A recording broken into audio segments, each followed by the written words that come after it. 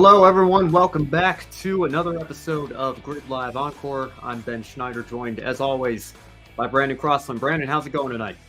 It's going well. I just the time change, still getting kind of used to that again. It feels like it's like 19 p.m. right now, or whatever that would actually be. It's just dark, and a lot of people don't like that. When I think of it being dark this early, for some reason, I think of going to Cub Scout and Boy Scout meetings. For some reason, it always seemed to be just the darkest of night whenever we went out to do those things.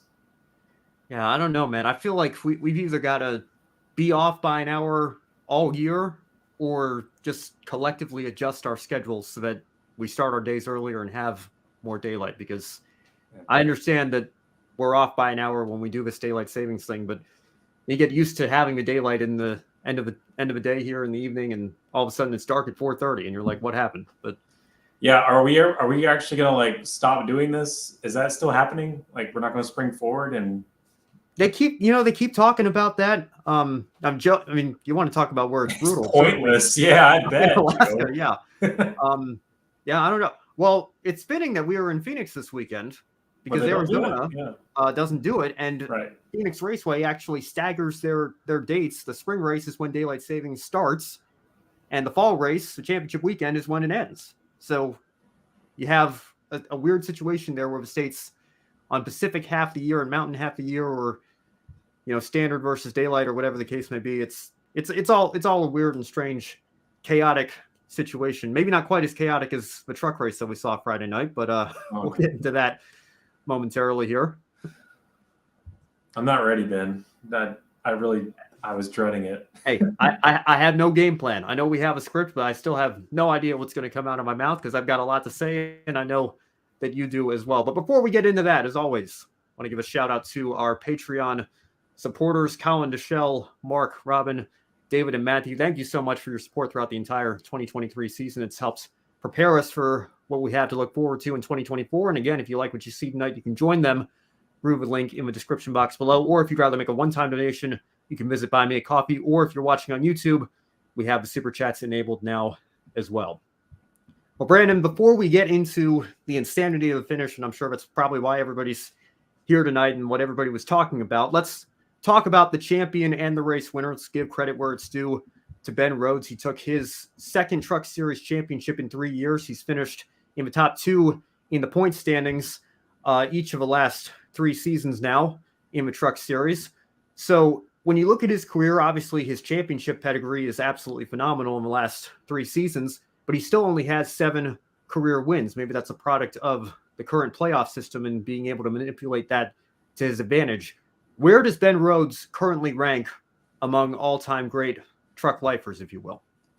Well, I wouldn't say I'm as much of a connoisseur as truck lifers as you might be, but I mean, having 2, that's got to put you up on a good pedestal there on the list. Certainly the top, and certainly the top 20. I mean, the Truck Series is really young compared to everything else.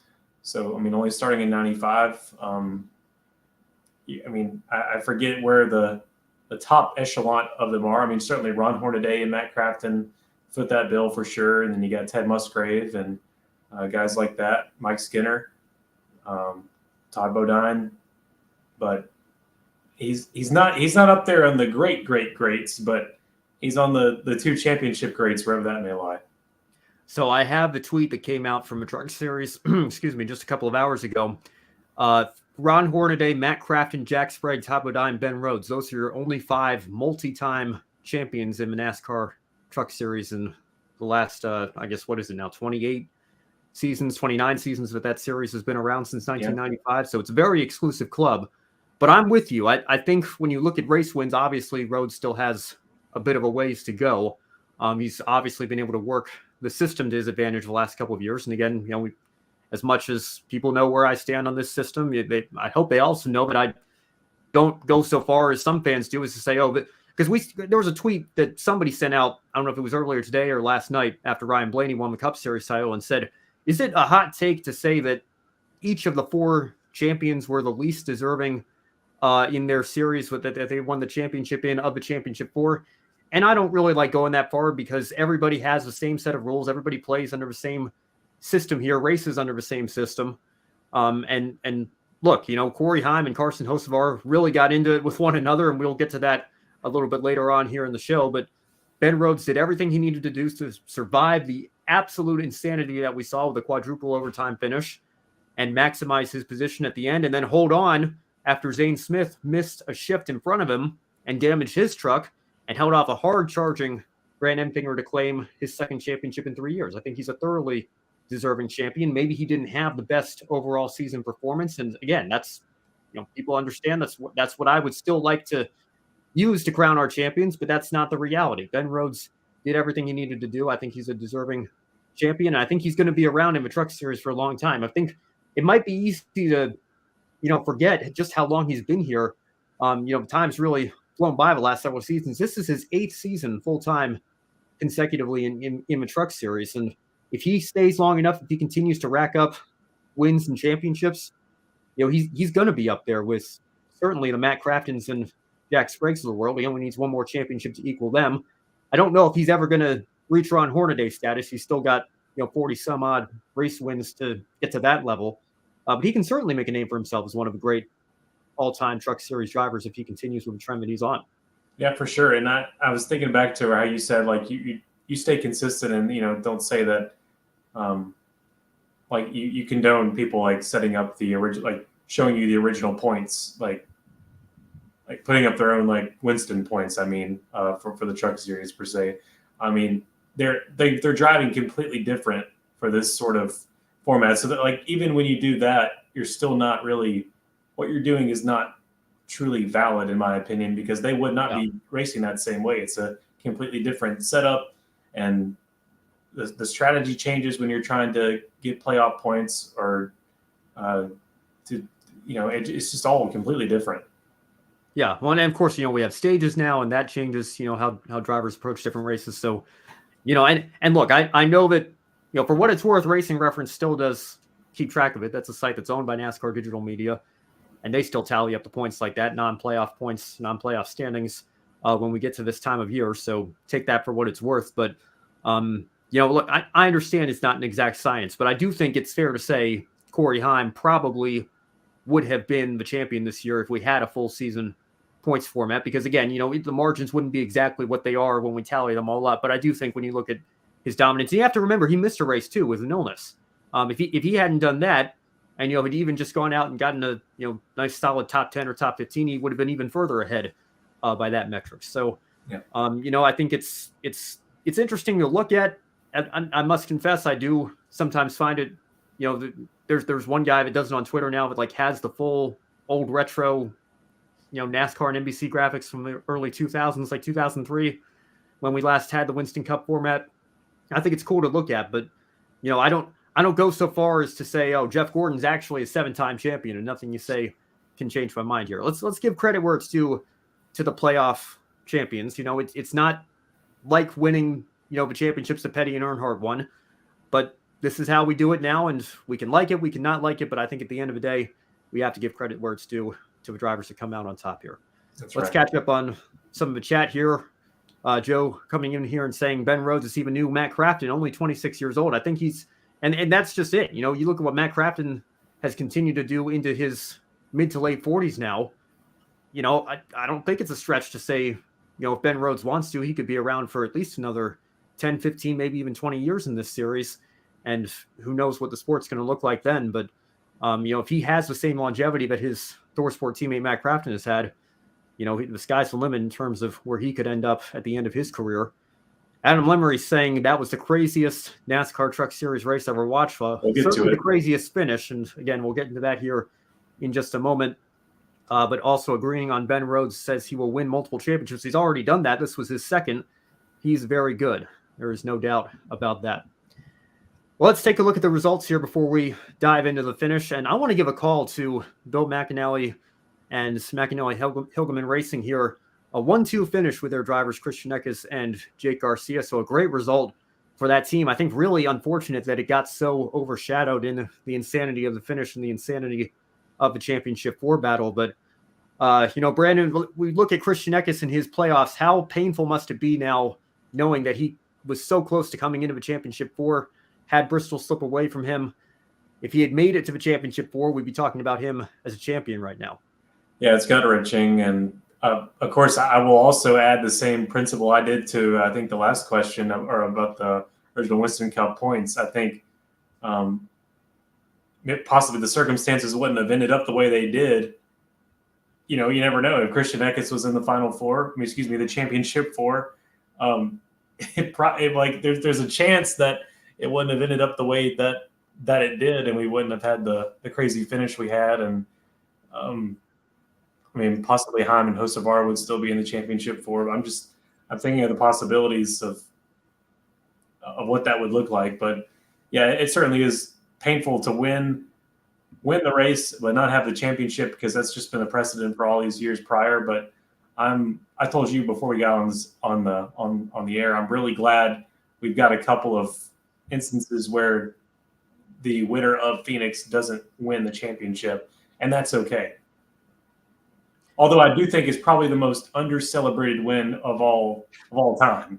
Yeah, yeah. Ross Chastain's trophy, it's kind of like, yay. Yeah, that's the unfortunate thing about it, with Eckes and Chastain not really being able to, be at the forefront of the broadcast and celebrate their victories. Although I will note, Ross Chastain's winner's interview, the first time the winner's been actually interviewed in victory lane since I don't even know how long, 2017, 2018, wow, in the Cup Series that they've been doing those front stretch interviews. Mm-hmm. So I did like that, at the very least. I wish they'd gotten to Chastain. It was only because of necessity that they did it, though. Yeah. So yeah, as with FS1 as well. I wish they'd been able to talk to Christian Eckes and Jake Garcia a little bit more. But a great result for that team. And I know that Bill McAnally has obviously been a staple of the West Series for many, many years, and only just recently, the last several seasons, got back into the Truck Series with this program, and I think really took a step forward with Christian Eckes this year. Had things just gone slightly differently, we could be talking about him as the Truck Series champion. And then that second truck as well, Jake Garcia, great run for him. And I think, there's really, aside from winning the championship, no better way to gain some momentum for 2024 than going out and having a result like this and emerging from the chaos and insanity to take a 1-2 finish for that team. Well, I think there's really no avoiding it anymore, Brandon. I think we have to dive into that finish here. The multiple attempts at the finish, the quadruple overtime finish, the what potentially should have been quintuple overtime finish based on what happened to Tyler Ankrum there at the end. I'm just going to give you a very open-ended question as we get into this topic here. Brandon, was this the most embarrassing truck race you've ever seen? It certainly is the most embarrassing championship race I think I've ever seen. On all series, I would say. Now it's probably overstepping. Someone could probably chime in with a more embarrassing championship finale, but I would say it's the most embarrassing championship race I've seen. Maybe not the. I think it'd be too far to say it's the most embarrassing truck race I've seen, because I'm sure I could go back and find something that was equally depressing or something higher. But man, what were we doing? That was the main concern on Twitter that night. As thankfully it was a late start, so hopefully the least amount of people saw it, because I don't know, man. If I was telling people, hey, you should watch the Truck Series, cool, when's it on? Oh, it's on at that time. They watched that. I don't think they're coming back. They would be confused. What's going on? They'd be like, what's this? Why is he doing that? What? Why are we doing? What? Why is the restart zone painted there? What do you mean it's not supposed to be painted there? What? Why did he hit him? Why does he? Oh, I was just really annoyed. And it was the icing on the cake. And I don't get pleasure in this, but it was the proverbial icing on the cake that the president of NASCAR, Steve Phelps, just hours before, and I know we've got it somewhere in the archives here ready to roll, but just hours before was assuring Dave Moody and assuring the media of how good this playoff system is and how it showcases the best in of our sport and all the the good adjectives you can use, and then you get that product that night. I don't know how you're going to ignore that over the off season. You're going to have to politician your way out of that and make it sound very dressing and pretty. Which he's such a, and I'll give him credit. He's such an eloquent speaker. He could run for any office anywhere. He's an eloquent speaker. He can do it. He knows how to run around a question but still answer it, but in the way that he wants to answer it, which I think is amazing. It's great public speaking qualities. But yeah, if you got that clip, I'd like to roll it. Unless you were wanting to roll it later. Let's go ahead and roll it. Keep in mind, this is hours before the Truck Series race on Friday, the annual State of the Sport press conference. Here is your NASCAR president, Steve Phelps. I've heard some things that were people like, hey, listen, this is gimmicky, and it's not. It's an incredible playoff system that rewards the best drivers in our sport. It sounds sort of defensive, doesn't it? Like he knows deep down there's something wrong, but I think they're working on it and they don't want to address it yet and they don't want to say anything about it. Or I mean, I want to think the best in this. I want to think he's not just completely outright avoiding the issue. I mean, he's got two eyes. He knows what's going on. He can see what's going on. Surely. Yeah, the best driver, it rewards the best drivers in the sport, including the two drivers that took each other out. One spun another, and then the other came back and put them into the wall and ended both of their championship chances. And then the entire field decided to self-destruct on multiple restarts. I don't know. I think the irony is just too beautiful. I mean, that's what more can you say? But I don't enjoy it. Yeah, it's still sad. It was so bad, Brandon. It was so bad. How bad was it? I like the match game reference there. It was so bad. I'd been saving. I had one can of Baja Blast left. It was 1 a.m. I knew the clocks. We were about to gain an hour of sleep back. I said, I don't care. I've got to get drunk on Mountain Dew. I cracked open my last can of Baja Blast. That was what I needed to recover from the insanity that we saw Friday night. And listen, I know Pete Pistoni's not going to be listening to this, but I listened to the morning drive this morning. I heard what he had to say about the playoff system and how it's not to blame because look at it. The Xfinity guys didn't do this. The Cup guys didn't do this. It's the problem in the Truck Series. And I don't entirely disagree with that. I think when it's this bad, though, I think it's a combination of both. I think it's the lack of maturity in the Truck Series, the lack of respect in the Truck Series, which has been a common theme on this show here, but also to the point that we were talking about a little bit earlier in the show, Brandon, if we didn't have this playoff system, if we still had a regular season format, it may not have been the exact numbers that you would get if you tally up the points based on what we saw this year. But I would say based on regular season performance, Corey Heim's probably going into Phoenix with the championship, if not clinched, all but clinched to the point where he really just has to survive to clinch the championship. If that's the case, do you think Carson Hocevar is racing Corey Heim like that?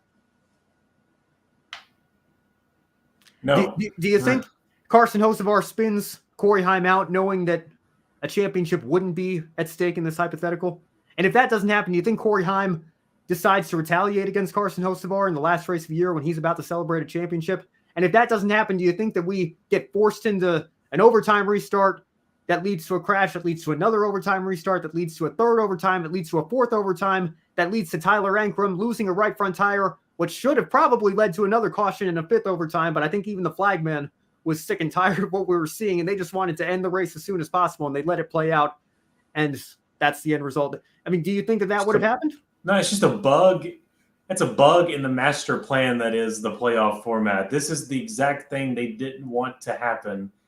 And this is the ugly head in full display for everyone to see what can go wrong with your play with the playoff format. But see, I don't know that this isn't what they wanted to happen. Maybe not. Maybe they didn't want it to happen 4 times. They didn't want it to happen that much. No, for sure. You don't think they wanted the trucks fanning out 7 wide as 4 drivers are going for the championship? You don't like how close that is, how on the edge of your seat you're going to be?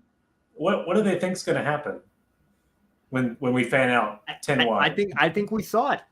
We saw it. There you go. Should never took the grass from Phoenix, but that's just me. I'm in full agreement with Parker Kligerman on this. I think track limits are the most ridiculous concept in racing. I think if a track is paved, drivers are going to use it. And that's the one thing I'll applaud NASCAR for over Formula One, is that, they don't make a big deal in most cases about track limits. Obviously, we see it at Daytona and Talladega with a double yellow line, and we see it, at Circuit of the Americas in certain segments of a track, but not in others. But for the most part, if it's paved, if it's usable, NASCAR will let the drivers use it. But you look at these images. I mean, you look at Watkins Glen now, and everybody's off the track when you're going through turn one. It changes the track completely. Yeah. You look at Phoenix, and everybody's cutting the dog leg on these restarts. Drivers are cutting the dog leg, not on the restarts, because even though you have the elevation change, and if you do that too much, it's going to hurt your car's performance. But it is a much shorter way around the track. I mean, it just looks kind of silly to me. And is that really the image that we want? I mean, I guess 7 wide for a championship maybe is the image that some fans want. At Phoenix, at Phoenix, it looks more like Pro 4 off-road trucks at the start, where they're all just free for all before they get to the first corner, or like superbike or some superbikes, motocross. It's up there with the DTM 2021 season finale bad, says Joe. And I'm not very familiar. I mean, I know it like DTM, it's like super sports cars in Germany. I haven't been able to see it here in America, but yeah. It's not a series that I follow very closely. I do remember that there was some sort of major controversy, and it was considered one of the worst championship races or finales of all time. I must confess, I would have to go back and watch the tapes there to get a good idea and sense of what exactly happened there. But I certainly believe it. I mean, it was not fun, especially for your East Coast viewers who were staying up well after midnight to watch this. Do you know what the time of the race was from start to finish? And keep in mind, this is a Truck Series race here. 2 hours, 27 minutes, and 32 seconds. That's how long it took us to complete this race. And it's not like there was a long red flag for a rain delay or anything like that. That's how long it took. Is that not too long for a Truck Series race? I kind of feel like it is. It's way too long. I really want to know what the repercussions are for this. No, I don't think Corey Heim needs to be suspended for 2 races. I think that's like, get all that out of the way. We're not talking about the drivers anymore here. Well, drivers need a talking to. Well, yeah, I'll go back. Drivers need a talking to somehow, some way. And I agree with some callers this afternoon on Speedway. If I were NASCAR, I would want to be having a serious talk with all my guys in the Truck Series and gals and say, we can't do this again. Well, let's talk about that. Brandon, like you mentioned, the restart zone was painted in the wrong location, and it wasn't discovered until right before the race was about to start. And NASCAR got together with the teams and they said, you know what? Okay, it's going to be too much of a hassle. We're just going to leave it. They messed up. They put it in the wrong location, but we'll leave it. We'll fix it for Xfinity tomorrow. I mean, is this how embarrassing is this for NASCAR? Obviously, it's embarrassing for the Truck Series and for your drivers, but for NASCAR as a sanctioning body, how much do they share in the embarrassment of what we saw Friday night? Yeah, it's an equal weight, if not more, because they're the sanctioning body that where more authority is given, more reasoning and explanation is required. We need to know why the restart was in the wrong zone. We need to know. I don't know. And also, I mean, it falls on the drivers into on a big sense because just I don't know. It's a big catastrophe. Yeah, I mean, it's little things like that honestly, I mean, it's not so little, honestly. It's the restart zone. It determines when the drivers can go. And there were certainly a lot of restarts towards the end of the race there with all the overtimes that we saw. I mean, this is your championship weekend. How do you mess something like that up? I mean, it's basic, simple painting of a line on your apron there. Like, I don't think it's that hard. And yet that adds to the incompetence and the insanity that we saw. It's just like the icing on top of the stale cake here. I mean, it's just ridiculous. Looking back at the Final Four, the Championship Four, I'm going to get sued for saying that. Quite literally, we had the Championship Four drivers. They were all still running, correct? From mine, Heim was, I think, for sure. Hocevar was out. Hocevar, Out. yeah, was out after the Heim retaliation. Okay. I'm just waiting for next year whenever we have all 4 of the championship 4 somehow taken out of the race. Yeah, I mean, what this was like for people who complain about the playoff format. This was like their dream, really essentially their dream race. Like, aha, see what happens. Like the only thing that could be worse is if all 4 of them are out somehow. I'll tell you, I thought we were going to see that when Ben Rhodes hit Zane Smith and got that damage. I think it was Zane Smith. I know he was right in front of him, and it's just everybody was hitting everybody there at the end of the race. But when Ben Rhodes got that damage on his right front, I thought that was it. It was like because Enfinger had gotten a little bit of damage and he had to come in and pit, and he had fresh tires, but we knew he only had a couple of laps, and all Ben Rhodes had to do was just survive, and he'd be the champion. And then that happens, and you think, how badly is his truck damaged? Is he going to have a tire rub? Does he have to come in now? I mean, I know 3 of the 4 of them were still running. Even Corey Heim was still running there at the end, but I think what we saw Friday night shows that this doomsday scenario where it's like, oh, all 4 of them could crash out on an overtime restart, and somebody limps across the line in 18th, and that's your champion right there. It's very much possible when you have a situation like this. I don't think it's outside the realm of possibility, but you're going to see that one of these days if we keep this format for long enough. Yeah, I'm not looking forward to seeing it, but like with the unlimited possibilities you have, it's got to happen eventually, something of that sort. I wonder what happens if the 4 are collected in crashes together or separately. The DVP clock determines it. Good old DVP. Yeah. Well, here comes the right front tire changer. He's hammering the sheet metal, and this is for a championship right here, because if they can get him back out there and they can hit minimum speed, that's going to determine your 2023 NASCAR Craftsman Truck Series Championship battle right there. Look, let's watch these guys as they race against the clock. Isn't this thrilling championship action? We're going to take a break. We're going to go side by side, but you won't miss a thing. We're going to keep on trucking here at Phoenix Raceway. But I mean, is that more compelling than Corey Heim that's already got it locked in 2 races? I'll be the guy against you here. Is that more compelling than Corey Heim having it locked in 3 races before the end? It might be more entertaining, but I know which one I think is more indicative of a championship level performance. Yeah, it's more credible, isn't it? More credible, yeah. Yeah, you keep more of your integrity as a sport when you do that, but you get more entertainment value whenever you got guys banging hammers trying to meet minimum speed. There's got to be a balance, and well, and you're never going to make everybody happy. Yeah, to answer the question in all seriousness, if the 4 of them, like let's say all 4 of them crash badly enough that they can't even drive their trucks back, right? I believe it would go back to the previous lap. Whoever crossed the line first to complete the previous lap, that's who's higher up in the results. And obviously, whoever's higher up in the results, they would be your highest finisher of the championship 4. They would be your champion. Hopefully, it never comes to that. Although I'm sure, to your point, Brandon, that would certainly be entertaining to a certain segment of the NASCAR fandom, and would give us no shortage of things to talk about for sure. Let's talk about the incident that really sparked this whole thing here. And I tweeted when Carson Hocevar spun Corey Heim, I sent this tweet out. I said, that kid's got a lot of talent and also a lot of maturing to do.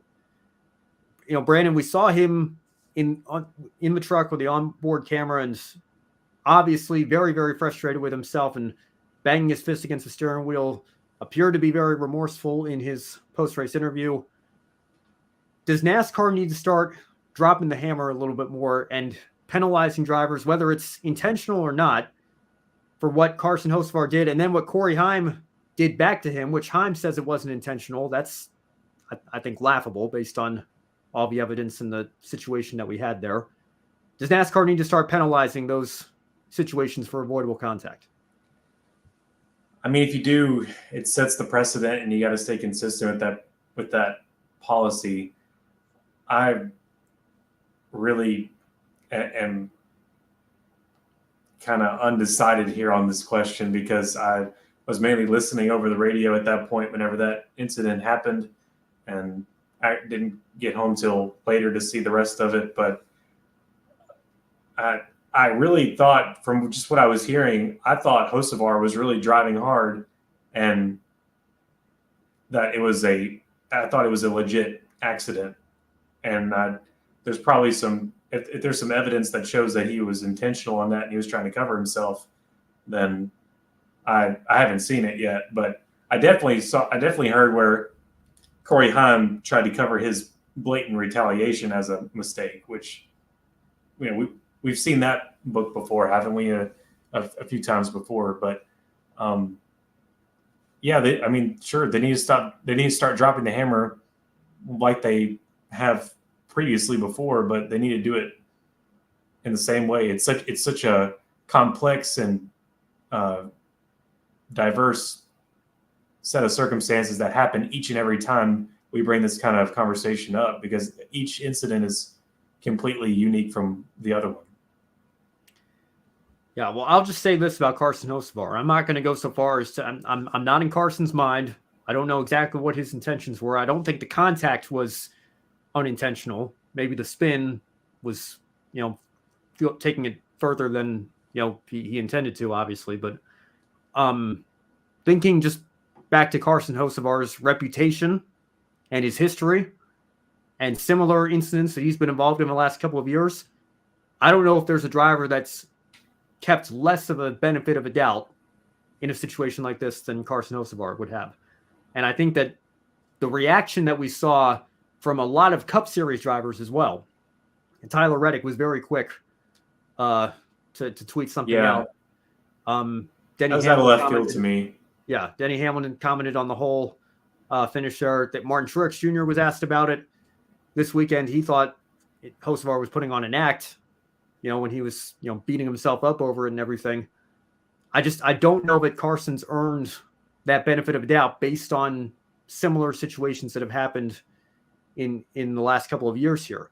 And I think for him in particular, talking about, what his future looks like and going to the Cup Series. I know we had this conversation with Ty Gibbs as well last year. Talent-wise, there was no question he's a future Cup Series driver and probably race winner. He just has a lot of maturing to do before we start, I think, taking him seriously as a weekly contender on Sundays. And I think the Cup Series guys that were watching this truck race, they're all going to know that, and they're going to know his reputation and how he's been known to race others. And I think what he's been able to get away with to a certain extent in a Craftsman Truck Series, he's not going to be able to get away with in a NASCAR Cup Series. I mean, consider me hoodwinked. He had me convinced. If he was lying, he had me convinced. Corey Haim definitely didn't have me convinced. And I actually got a chuckle whenever I saw that he was claiming that it wasn't intentional. I was, are you kidding me? Yeah. Like I saw that one. It's like Matt Kenseth's right front tire going down. Yeah. Oh, I've seen this one before. Yes. Yeah, but I'll just say this: there were people that were really quick, and we saw it with Kenseth too. At Martinsville, people got on social media, got on Twitter, got on Facebook or whatever, got into the YouTube comments, and were like, "Yeah, serves Carson right," and even Carson himself, I think, came across the radio and said, "Yeah, that's fair. That's payback. That's retaliation." See, like that's enough evidence for me to be like, he did not mean that. No. If he's like, "Yeah, that's what I deserve. Give it to me." I'm sorry. He's like, I messed up, guys, didn't I? Yeah, I messed up. He was beating himself up.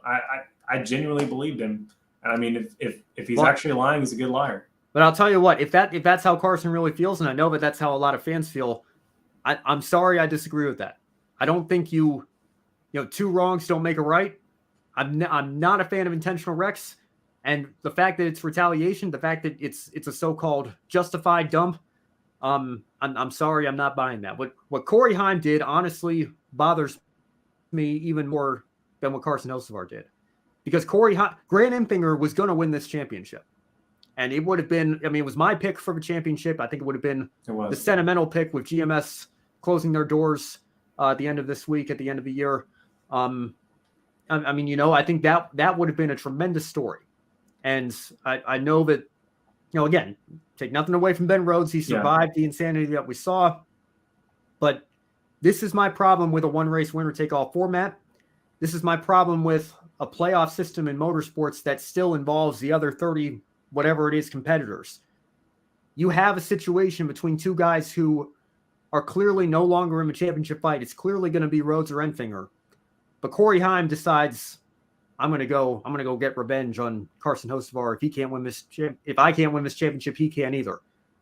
And he wrecks him. Obviously, it brings out a caution. It neutralizes the field. It bunches them all up for another restart, and then chaos ensues. And the outcome has been altered between the two drivers that were in the battle for the championship.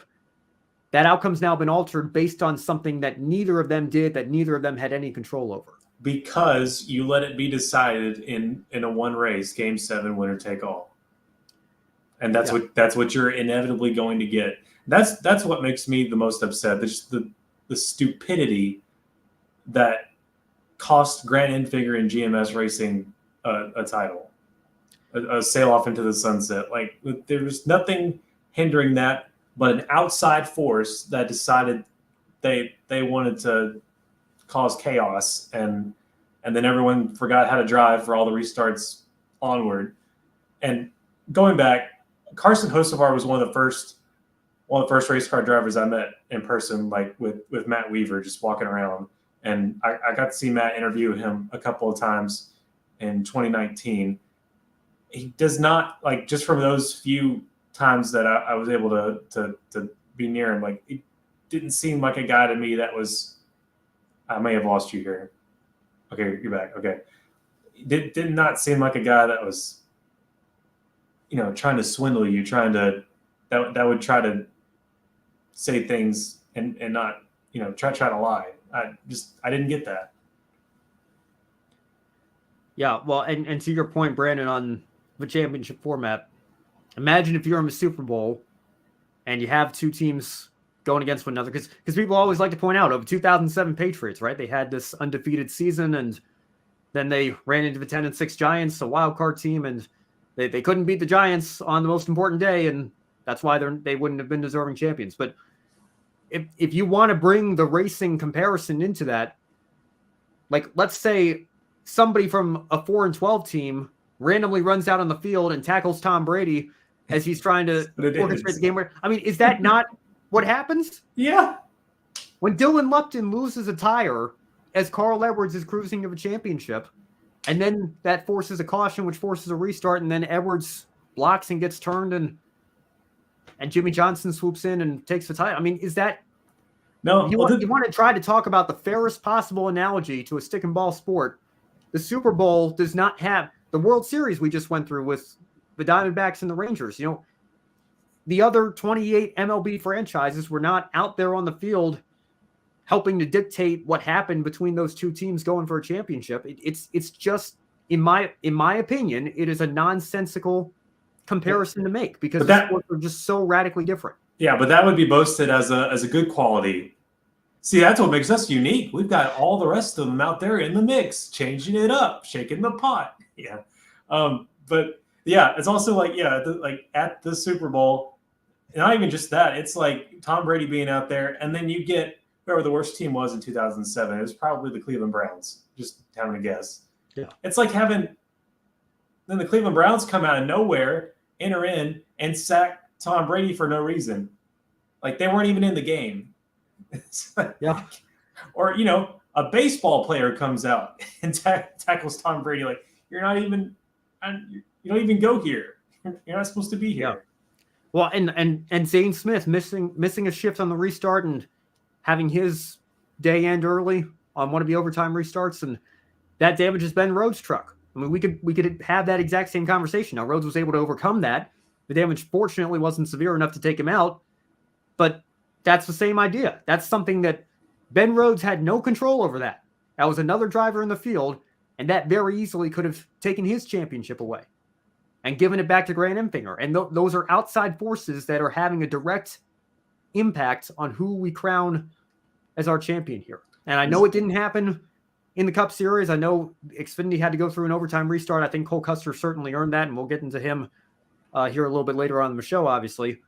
But Yeah, I mean, what we saw in the Truck Series, I think, again, the irony is so beautiful that happens just a few hours after Steve Phelps said what he said about the format. But I think, just drawing it all back, of course you can blame a lack of respect in trucks, but I don't think the format is entirely blameless here, because you put these drivers into a box and force them to make moves that they might not make if what is on the line here and the importance of this one race, if that's not the format we're using.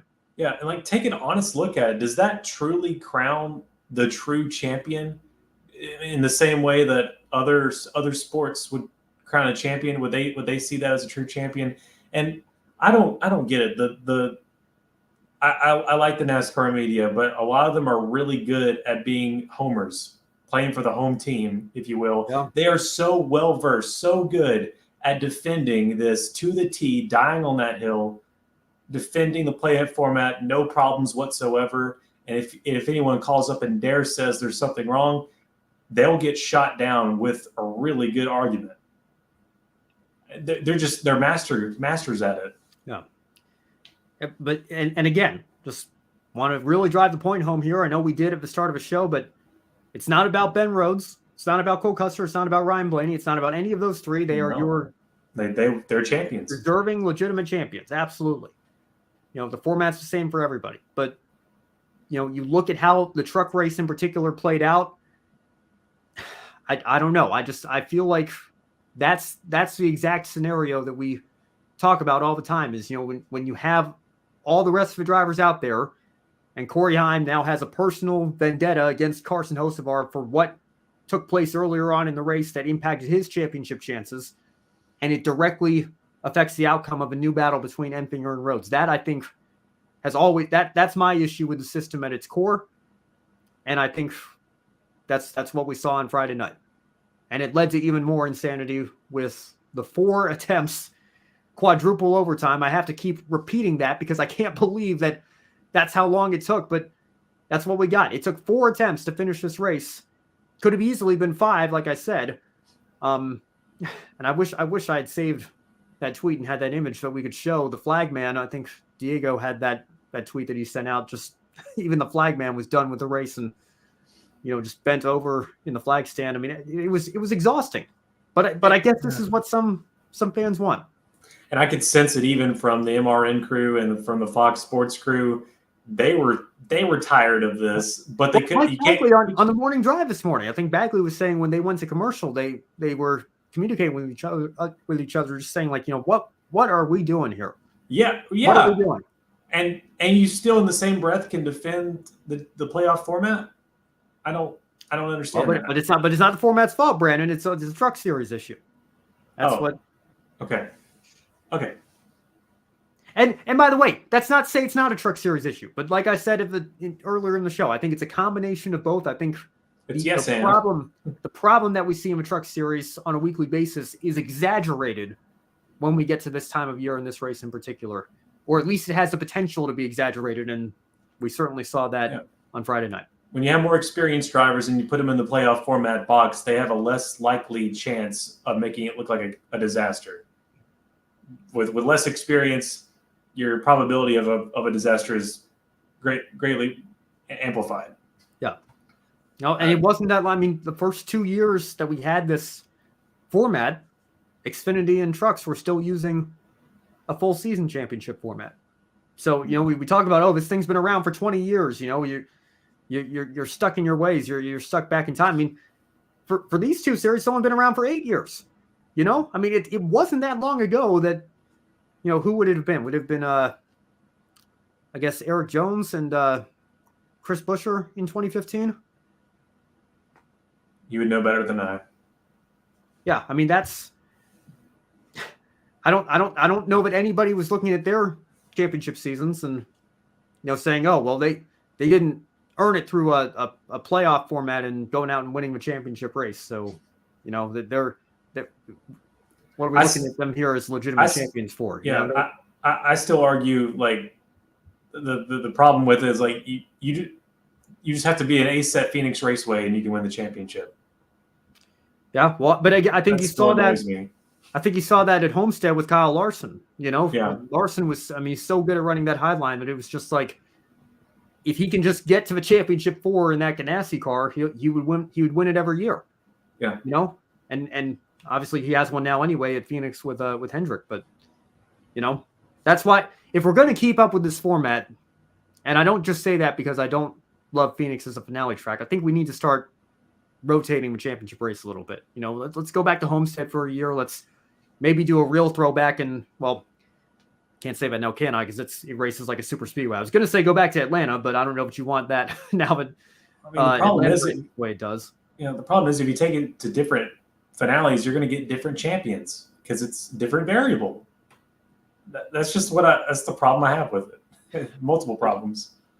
But don't we want different champions, right? We want parity in the sport. I don't know. I can't believe we've been going on for 47 minutes here, but there's so much to digest from this. It deserves every minute of it. So. Yeah, what it means for how we move forward here. Because I don't think I'll just close this segment out here with what I tweeted at the end of the night, or at the beginning of the morning, I should say, because again, it went well past midnight here. If you like the playoffs, I respect your opinion as strongly as I disagree with you, but I understand where you're coming from. If you like overtime, I disagree with you. I think the race names should mean something, but I respect your opinion and I understand your perspective that you want a green flag finish. If you want more of what we got Friday night, look, I'll always respect your opinion here, but I can't say I understand you. This is what we want? Are you kidding me? How can you look at that as a race fan and say, yeah, tearing up all those trucks, making people stay up as late as we did here. That was one of the best, most all-time classic finishes, and that's what true NASCAR racing really is. And we want more of that. We want that every single year. If that's what you're saying, this weekend, I simply don't understand you. And I really want to talk to those people. I genuinely want to hear what made Friday so amazing to them, because I'm really clueless on that. I will say this about the truck race. It's been a long time since I've seen NASCAR Twitter that unified. Unified in saying it's bad. Yeah. Yes. There's so much toxic negativity and toxic positivity and toxic people going back and forth with one another in a never-ending shouting match in the replies of tweets and everything. It's been a long time since I've seen a timeline that unified and just, looking back and saying, what are we doing here with these overtimes? And I will give it that, at least. That's hard to do in this day and age. Get everybody to agree on something. But again, I'm sure that there is that small percentage out there of it. Only watch for the wrecks that we're just, laughing at what we saw and loving it.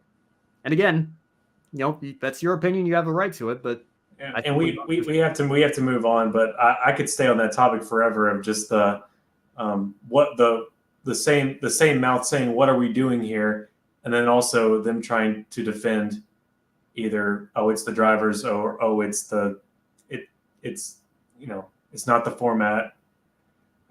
I could go on that forever because it's just it's a paradox. It's a conundrum. Yeah. Real quick, because we have to move on here, but I do want to touch on what Joe has to say here. The one race format magnifies outside influence on the championship. Ernie Irvan cost Allison the championship. It didn't impact the others, and Allison was in that position for his full season results. Well, let's talk about 92 Atlanta, right?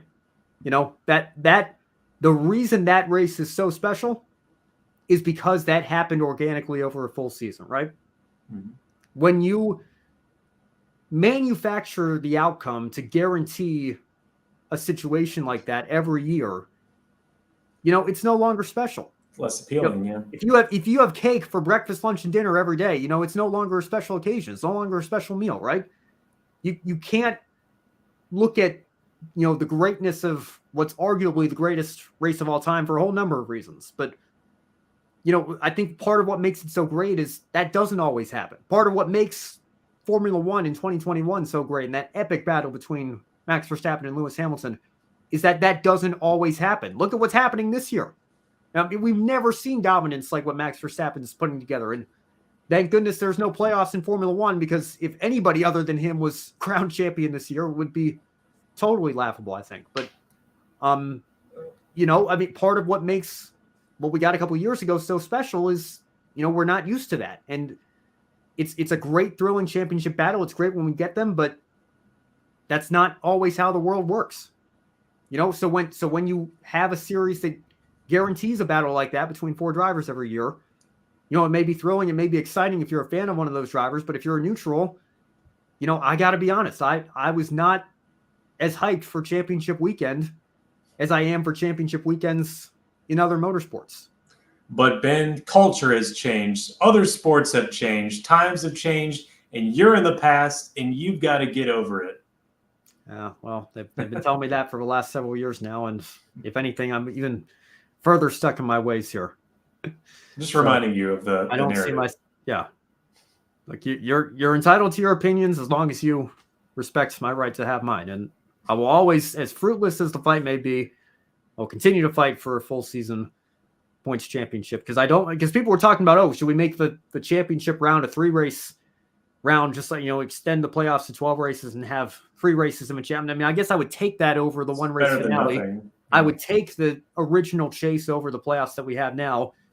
But, I still, and by the way, that works both ways. The old points formats where, there were more points awarded for longer races and, the old F1 formats where it was only your 9 best results or whatever and all the rest of the points were thrown out. I don't like that either. I think that's gimmicky. Just make every race the same number of points. Don't award points in the middle of the races. Don't really award bonus points. Tally up all the points at the end of the year. Whoever had the best overall season under one system that we don't change or we don't reset, that's your champion. That would be my dream system for crowning our champions. It's clean. It's simple, but people Easy to understand. Yeah, but people who are smarter than us think it no longer works, and they also have the power. Well, there you go. All right. Brandon, I do want to ask one final question here because obviously we talked a lot about Carson Hocevar, and there's somebody else that's driven a lot of races for Nice Motorsports and has taken this style of racing to the Cup Series, won the Cup race this weekend. That's Ross Chastain. Both known for their aggressive driving styles, both come under heavy criticism at times for their aggressive driving styles. Do you think, especially with the Nice relationship, can Ross Chastain, as Carson Hocevar gets ready to enter the Cup Series, kind of serve as a mentor to that young driver based on where he is in his career at this point? I think absolutely. Yeah, I'd look at Chastain going through Nice and Carson. It looks almost identical, doesn't it? With basically the same truck. And just seeing where Chastain was not too long ago to where he is now, that seems like the same flight plan for Carson. And both having those aggressive driving styles, I think kind of pairs them up for each other. That would be a great mentor for him. Just got to leave the wall riding in the past. Yeah, well, I think NASCAR dropped the hammer on that one and kind of outlawed that for them. But even Ross has said, I still don't really know how it worked, and I wouldn't do it again. But I think that Kobe actually brought this up to me either last night or this morning. I forget already, but I do see a lot of similarities in Ross Chastain and Carson Hocevar, and I think even Ross is still kind of finding that balance because I think he did dial it back a little bit this year, but he didn't look quite as strong as he did in 2022. Made the championship for last year, didn't make it this year, and if he had made it this year, we'd be talking about him as a champion based on how the results of Phoenix played out on the Cup side of things. So, but again, he obviously is much further along in his career than Carson is. So I do think there's a good opportunity for mentorship there, and we'll see what that looks like going forward. One more comment on point systems here, and then we'll get into the Xfinity Series. Joe says, I support only the top 10 scoring points FIA style. I don't really have a strong opinion on that, whether the entire field scores points or only the top 10. I think that obviously, as long as the front end of the field is scoring significantly more points than the back end, that I'm kind of happy either way there. But again, I think in a sport where you only have, when you have a 36 truck field or a 38 car Xfinity field, I guess it is now, and 40 cars in Cup. I think maybe top 10 wouldn't quite go far enough in terms of awarding points. Again, I don't know if there's one perfect one-size-fits-all system that's going to make everybody happy. But I think the best way to do it is no matter what system or how heavily you want to weight wins, tally it up over the full season. Don't reset it. Don't, award points in the middle of a race or anything. Not a huge fan of, points for the fastest lap or points for pole positions either, if I'm being honest. I'll certainly take little things like that over a double points finale or a, championship points reset. But, like you said, Brandon, we could go on for another hour on that topic alone. Maybe that'll be a grid roundtable discussion for the offseason here. I certainly know what side I would be on, but we can save that maybe for another day. Let's move on now to the Xfinity Series and pull up the results for everybody. Cole Custer ended up taking the win and the championship with it. Sheldon Creed, another runner-up finish for him, right ahead of the closest championship rival, Justin Allgaier, who comes up just short in the championship fight once again. Tough break for John Hunter Nemechek, getting into the wall in the final lap and finishing, I believe, down in 28th position. So, Brandon, let's talk about Custer first. What does his championship say about Stewart-Haas Racing as an organization? Does it say more about him and the struggles that he had in the Cup Series, or is that more on SHR as a team that their Xfinity drivers can go out and compete for a championship, but the Cup program obviously needs a lot of work? I think it says more about their Cup program. If I just from a passing glance, I think Stewart-Haas has some work to do with the next gen car. I think they've had time to dial in the Xfinity Ford Mustang, and I think that's the reason you're seeing that there. Cole Custer, I'm really surprised of this championship for him because he only came in through the rounds kind of like Daniel Hemrick style, or playing Christopher Bell's card, just being just good enough to advance. You look at the round of 12, he was 4th, round of 8, 4th, and then you get to Phoenix and take the win. I mean, just really, really sneaky to get this championship. And I mean, Stewart-Haas has a great Xfinity program. Just couldn't really get Cole the win for any of the year though. That's what's surprising. It was just a lot of good success during races, but never able to seal the deal until when it really mattered. Yeah, well, Cole did win a couple races, Portland when Joe and I were out there, and Chicago, and obviously, that was an unfortunate. Chicago, yeah, you can count Chicago. Yeah, even though the race didn't get to halfway, we don't need to reopen old wounds there. I think the Cup race certainly redeemed what we saw in Xfinity the day before and how that race. Sorry, Joe, I forgot Portland. Yeah, no, that's all right. Because I'm with you. It didn't, and I still remember we were saying at the start of the year. I think Custer was mired in he was a borderline top 10 driver for the first several races, and it was kind of taking a step back and thinking to ourselves, well, he really struggled in Cup, and I know he was great in Xfinity when he was here for his first stint, but he's taken him a while to get back up to speed again. As he lost a little bit of that magic, but he certainly turned his season around, got to the championship 4, and again, I think Cole Custer really got unlucky in when he came up to the Cup Series, because I think he came up right as Stewart-Haas was kind of starting to be on the decline a little bit. Obviously, Kevin Harvick had a tremendous 2020 season, and Cole Custer even got a win of his own at Kentucky in 2020, and who can forget how great of a celebration that was for that team. But it was really the lone bright spot in his short Cup Series career so far.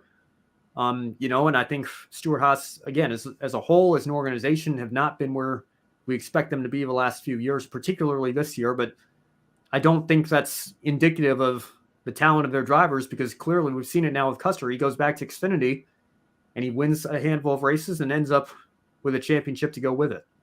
I think that is certainly more indicative of where Stewart-Haas is on the Cup side of things than where Cole Custer is as a driver. When it comes to, looking at it in a negative light, obviously it's indicative of Custer as a driver, as an individual as well. But clearly in a more positive light based on what he was able to do on Saturday. Joe brings up, since I missed the Portland win there, that the Portland NASCAR winner has made the championship 4 each year.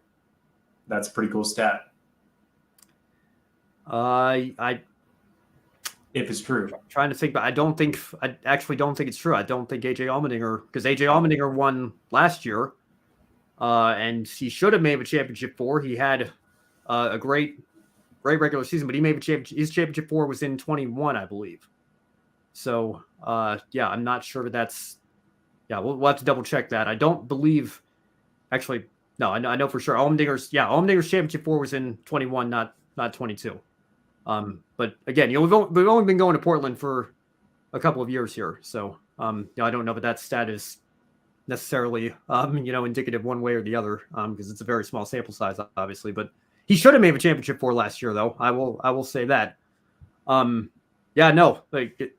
year Kobe and I remember we had that whole discussion because he missed out at Martinsville. And it was like Kevin Harvick in 2020. The guy had an incredible stretch of top 10s, but I think he only had 5 non-top 10 finishes the entire year, and 2 of them came in the round of 8, and that was it. So it was just an unfortunate sort of deal there. But it certainly worked for Cole Custer this year, though. There's no denying that. Well, let's move on and talk about the rest of the championship 4 here a little bit. So you can see Justin Allgaier and Sam Mayer were right up there in the mix, as was John Hunter Nemechek, to be honest. And like we mentioned, he had his problems on the last lap and fell way back in the finishing results. But Brandon, this really came down to a 3-wide battle for the championship here. When you look at John Hunter Nemechek, you look at Justin Allgaier still chasing those championships. This is the format we have now. Do you feel like maybe there's just a certain clutch gene that they haven't been able to unlock that's required to win championships under this format? Because keep in mind, Nemechek had a similarly strong Truck Series season in 2021, wasn't able to close out that championship at Phoenix either. Yeah, and I don't really know what that clutch gene actually is or what that means. I think that's just having the right stuff at the right time, I guess, is what that entails. But I'm just gutted for Justin Allgaier. That's probably the biggest hit of this championship, man. When it's just after this, you think it's just not meant to be, because this is the perfect way to be set up for it. You get the win in Martinsville, coming in, don't get it done. John Hunter Nemechek, I thought he was going to have a rocket ship, and although I don't think I picked him for the championship on this show, and in the back of my mind, I was thinking he's going to have a rocket ship and just have this easily. But yeah, I don't know what that clutch gene actually is, but they didn't have it this time. Yeah, well, excuse me. We're going on for over an hour here. I'm starting to lose my voice a little bit, but I'm losing my brain. Fired up tonight, obviously, with the Truck Series here, trying to make it to the end of the show, because we did have some other races to cover here. It's hard to remember that we did, but yes. Yeah. Yeah, well, we talked last week. Is Justin Allgaier kind of like the Denny Hamlin of the Xfinity Series now? A guy that's won a bunch of races, is obviously one of the respected veterans in the garage, but he's still lacking that one thing that sets certain drivers apart, and that's the championship. And Allgaier has made a couple of championship 4s, has had some great opportunities in his time with Junior Motorsports to close the deal out, and just for whatever reason has not been able to do so. And he even said going into this weekend, this feels different. This feels like a great opportunity for us. We have the momentum. We just won at Martinsville to get into this round, and just comes up short once again. It was a great battle, though. I know even Cole Custer was saying he thought it was over. He had to get them back on that last restart there. But just not quite meant to be for Justin Allgaier at number 17 this year. Yeah, I think there's a lot into that, possibly psyching yourself out. And that may have something to do with it, just all the nerves of realizing that this is your perfect shot and then having it squander somewhere in the race. Yeah.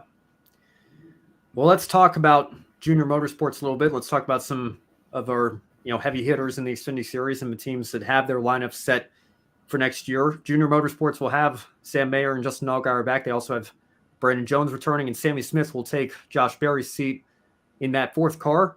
Stewart Haas Racing brings their lineup back with Cole Custer and Riley Herbst, and Richard Childress Racing, of course, will have Austin Hill and Jesse Love. I think Hill is certainly looking forward to that based on his comments from last weekend at Martinsville. But Brandon, we look at these lineups being set. Obviously, it's way too early to get into real serious predictions here, but who do you think of those drivers who have their rides set for next year are going to be some early, way too early favorites, if you will, for the 2024 title? I've learned over the past 2 years now of being with this organization that when you're picking things, the most logical pick is absolutely wrong. That's the one you shouldn't go with, especially when we're talking about next year's title this year. So I'm going to go with the one that makes the least amount of sense. Maybe we can pull this back up in November of 2024, Lord willing, and it'll be right. So I'm going to say Riley Herbst. I picked on him a bunch this year, so I'm going to say he's your 2024 champion. Hello, 2024 self. I hope this is right. Well, I'll tell you what. Once again, Riley Herbst ended the year very, very strong. It is very unfortunate for him and that team that they were not able to get into the playoffs because they obviously got the win at Las Vegas, but they have been right up there in that top five, I think, each of the last 5 race weekends here. So they've got a ton of momentum on their side heading forward into 2024. You could not really ask for much more momentum based on how their regular season ended. So it's going to be interesting to see how they can take that momentum and use it going into next year. But I think, now that the weight has been lifted off of his shoulders, and he's finally gotten that win, maybe that's exactly what Riley needs, to go out and have a performance like that and maybe be a true championship contender in 24. We'll just have to wait and see. Yeah, and remember, you don't need wins to be the champion. You just need to be consistent, keep yourself up there, and win at Phoenix. I think they can definitely do that, but I think they're going to add some to it next year and get multiple wins after they open the floodgates at Vegas. Go ask Matt Crafton. You don't even have to win Phoenix. Yeah. You don't even have to win. As much as winning helps and it's emphasized in this format, you don't have to. You can cheat the system. It's not a necessity, and Crafton proved it. Ryan Newman almost proved it the inaugural year. Yep. All right. Well, we move on. One final race to recap. The ARCA Menard Series West finale. William Sawalich took the race win, but as expected, Sean Higurani with a strong third-place finish. He clinches the ARCA Menard Series West Championship. Higurani led 7 laps, was the only other driver to lead the race aside from Sawalich, whose 93 laps led, allowed him to make up for his misfortune in the spring race here and take the win. So Sawalich ends the 2023 ARCA season having won in all 3 divisions of National Tour, ARCA East and ARCA West. Other strong runs include a runner-up finish by Dean Thompson, who put in a valiant effort in the closing laps, but just wasn't quite able to get by Sawalich there at the end. Landon Lewis also finished 6th in his return to the West Series with CR7 Motorsports. An unfortunate deal for him that he couldn't close out the season and fight Higurani for that championship. I would have loved to see how that battle would have shaped up. But Brandon, I want to talk about Sawalich and Higurani here for just a second. They've both gotten some limited starts in the Truck Series this year. Who do you think is more likely to achieve long-term success in the sport when they get to the top 3 National Touring divisions? Man, Higurani and Sawalich have been just the buzzwords on Grid Live Encore this year. Every now and then, just over and over again, we've seen the good and bad from both of these guys. I'm going to have to go with Sawalich. I think I've been hearing him too much for him not to be the next big thing, and he's proven it this year. And with some truck starts, he'll surely have some more success next year that we'll be talking about as well. I think that's when I'd have to say is going to have more long-term success. I know Sawalich is driving that OP18 Gibbs ARCA car, so some people would argue, well, let's wait and see, when he gets to trucks or gets to Xfinity full time, what he can do. But I think Gibbs has him on a plan to be able to do just that and have a solid future in the next couple of years. And everybody that I've talked to that has been around this kid and seen what he can do behind the wheel of a race car speaks very, very highly of him. So I have no doubt that he'll go on to do some great things to the next couple of levels as well. Whether or not he goes on to win cup races or a cup championship, I think is way too early to tell, but I think he has certainly got the potential that is required to do that. So we'll see how his career shapes up. Sean Higurani as well. I think the talent is certainly there, but again, I can't help but think back to Mid-Ohio earlier this year. And that's an eyesore. His teammate, Dean Thompson. Yeah. I mean, that was certainly not a very good look. Really cost him his shot at, the ARCA East Championship was getting suspended for one race there based on the Mid-Ohio incident, and obviously the combo races at the second half of the East season and all that really took him out of that fight, but didn't affect his West season, and clearly he was able to put that behind him. And once Landon Lewis had his deal fall through, really, just had to survive the last few races to win his West Series championship. So credit where it's due, a deserving champion, no doubt. But, again, like we were talking about, during that truck segment, I think it's not just a Higurani issue. There is certainly a culture issue with a lot of young drivers today in terms of a lack of respect. I think that's something that Higurani is going to have to learn in the not too distant future if he wants a chance at long-term success in the sport as well. But that's not to say he can't do it. He certainly has the talent, and he proved that with the West Series championship this year. So congratulations to him, and congratulations to your East champion, Sawalich, as well. We'll see what comes of their careers in the not too distant future in the next couple of seasons. All right, Brandon, we're wrapping up a bit of a marathon show here. Lots to talk about this weekend. Maybe not so many shining moments from the Truck Series finish, but do you have a shining moment from our 3 championship races that we talked about here tonight? Yeah, I've got to go with the captain, Roger Penske. Just for the year he's had, gets the Indianapolis 500, and finally gets Joseph Newgarden as a champion, Indy 500 champion.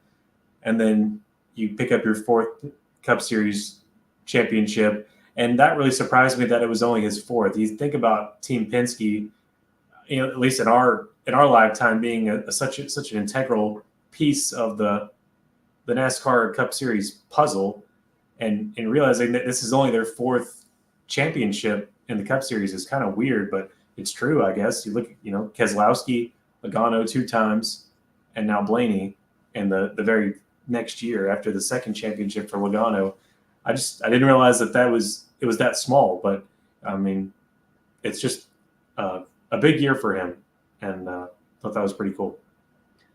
Yeah, we talked about that in the wrap-up show yesterday, and I brought up, the Rusty Wallaces and Kurt Busches of the world, and, these are champions and Hall of Famers who have driven for Roger Penske and, won a lot of races with Roger Penske. It was very surprising to think about that, and, it took them until 2012 with Brad Keselowski to win a title, and, now that they've won one, they've been able to, double down and triple down, and now, I guess, quadruple down on that with their 4th one with Ryan Blaney here. So, But again, 3 of those 4 titles have come in the last 6 seasons here. So, you want to talk about who's sitting on top of the world, not just in NASCAR, but in IndyCar as well, obviously, with what his teams have done over there. Roger Penske certainly has a lot to be proud of. 44 championships that organization now has all throughout their racing endeavors and their history. So certainly worthy of a shining moment there. I want to give a shining moment to, as we mentioned a little bit earlier on in the broadcast, but Christian Eckes and Jake Garcia, 1-2 finish for the McAnally team. Again, staple of the West Series for so many years, but great to see them now taking that step to the next level and really coming into their own here in the Truck Series. And I think this is going to be a lot of momentum for them going forward as to what that means for that Truck Series program. So congratulations to those 2. I know it was, again, kind of overshadowed with the finish and the championship battle and everything, but still certainly a shining moment for that organization nonetheless. Want to make sure we highlight that before we sign off for tonight.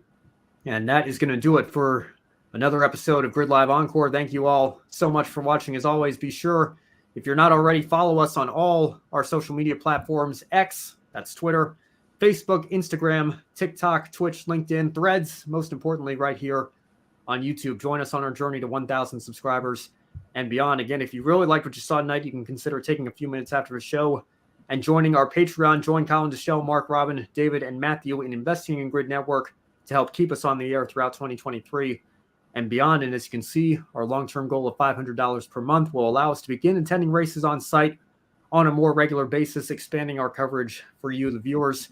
Or if you'd rather make a one-time donation, you can visit the Buy Me a Coffee link in the description box below. You can buy a coffee for your favorite on-air talent.